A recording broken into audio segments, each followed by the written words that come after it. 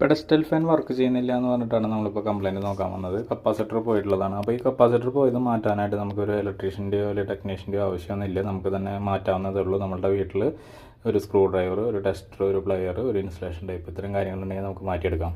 അപ്പോൾ അതിന് ചെയ്യേണ്ടത് എന്താണെന്ന് ഞാൻ പറഞ്ഞുതരാം. ഇത് നമ്മുടെ ഓസിലേഷൻ സ്വിച്ചാണ്. ഈ സ്വിച്ച് പൊന്തിച്ച് വെച്ച് കഴിഞ്ഞാൽ നമുക്ക് ഓസിലേഷൻ വർക്കാവും.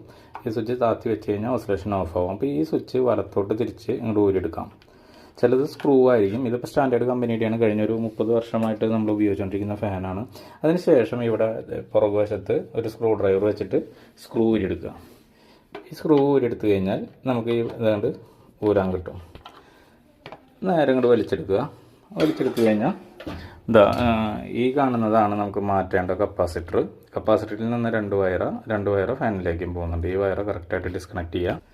1.85 MFTയുടെ കപ്പാസിറ്ററാണ് വാങ്ങേണ്ടത്.